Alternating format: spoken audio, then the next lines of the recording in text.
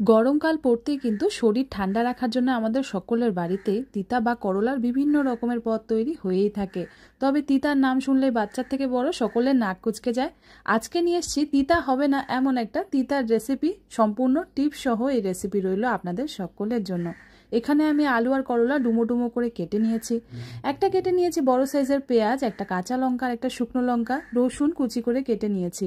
একটা পাত্রে জল নিলাম, এর মধ্যে 1 টিস্পুন মতো নুন ভালো করে মিশিয়ে দিলাম। এবার কেটে রাখা করলাগুলোকে আমি এর মধ্যে 15 মিনিটের জন্য ভিজিয়ে রাখবো।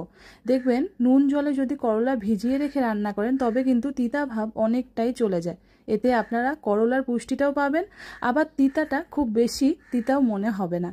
এবার আমি এখানে কড়াইতে তেল গরম হতে দিলাম 2 টেবিল চামচের মতন।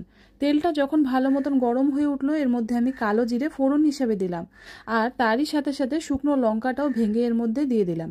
এবার যখন ফোড়নটা একটু নাড়াচাড়া করে নিলাম, গরম হয়ে গেল, তখন আমি এর মধ্যে দিয়ে দিলাম হলুদ গুঁড়ো 1.5 টেবিল চামচের মতন। তারই সাথে খুবই সামান্য পরিমাণে একটু নুনও দিয়ে দিলাম। এটাও বলে রাখি, সামান্য একটু নুন আর হলুদ আগের থেকে তেলে দিয়ে যদি করলা রান্না করেন তবে কিন্তু তিতভাব আরোই কেটে যায়। এবার এর মধ্যে আমি পেঁয়াজটা দিয়ে দিলাম।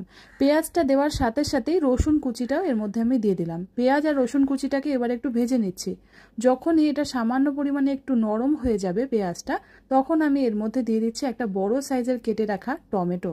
টমেটোটাকে এবার ভালো মতন আমি একটু মিশিয়ে নিচ্ছি এর মধ্যে। এবার এর মধ্যে আমি কেটে রাখা আলু দিয়ে দিচ্ছি। আমি বলে রাখি এখানে আমি 2টো মিডিয়াম সাইজের আলু কেটে নিয়েছি, আপনারা প্রয়োজন অনুযায়ী আলুটা ব্যবহার করবেন।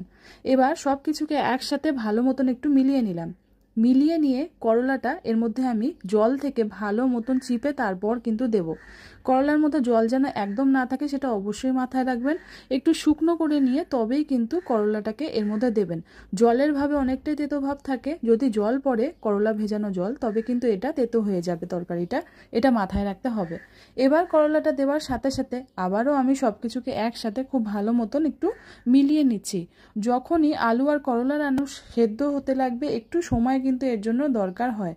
এবার যেটা করব, আমি এখানে ফেটিয়ে রাখা টক দই দিয়ে দিচ্ছি মোটামুটি 2 ছোট চামচের মতন। এবার টক দইটা এর মধ্যে দিয়ে দিলাম। টক দই দেওয়ার সাথে সাথেই যেটা করতে হবে, একবারে কিন্তু এটাকে মিলিয়ে নিতে হবে।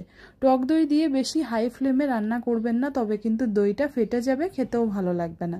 এবার দেখুন টক দইটা খুব সুন্দর করে মিশে গিয়েছে। আমি এটাকে 3-4 মিনিটের জন্য ঢাকা দিয়ে দিচ্ছি, এতে করে আলুটা ভালো মতন সেদ্ধ হওয়ার সময় পাবে। এখানে দেখুন মোটামুটি 3-4 মিনিট পর ফিরে আসলাম।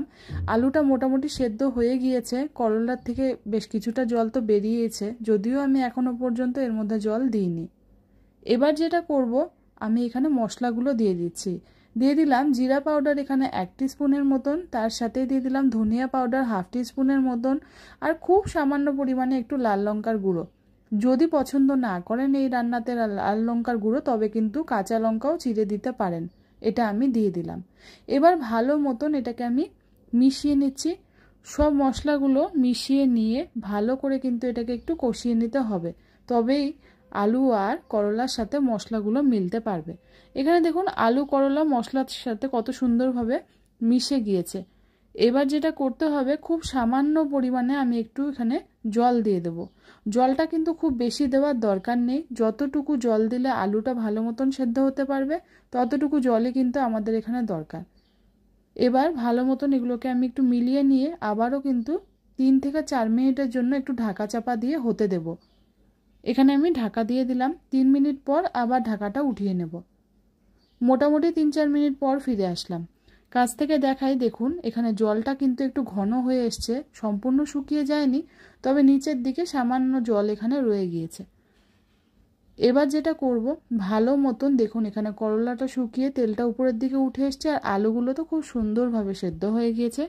এবার আমি এখানে 1 টিস্পুনের সমান পোস্ত ছড়িয়ে দিচ্ছি। পোস্তর দানাটা অবশ্যই শেষের দিকে এভাবে ছড়িয়ে দিয়ে একটু ভালো মতন ভেজে নেবেন। দেখবেন করলার এই রেসিপিটা যদি সাথে থাকে ভাতের, আর কিন্তু কিচ্ছু লাগবে না। যারা তেতো খেতে ভালোবাসে না তারাও কিন্তু চেয়ে চেয়ে খাবে, কেন কি এই তিতার তরকারি সত্যিই তিতা নয়, কিন্তু খেতে ভীষণই ভালো। আর গরমের দিনে করলার যে কত রকমের গুণাগুণ থাকে সেটা তো আপনারা সকলেই জানেন। এভাবে একবার আমার রেসিপি বানিয়ে দেখুন, আশা করি ভালো লাগবে। ভালো লাগলে বন্ধুরা যেটা করতে হবে, একবার আমার রেসিপিটায় লাইক করতে হবে, তার সাথে সাথে চ্যানেলটাকে সাবস্ক্রাইব করতে ভুললে চলবে না। রেড সাবস্ক্রাইব বাটন অবশ্যই প্রেস করবেন বন্ধুরা। ধন্যবাদ।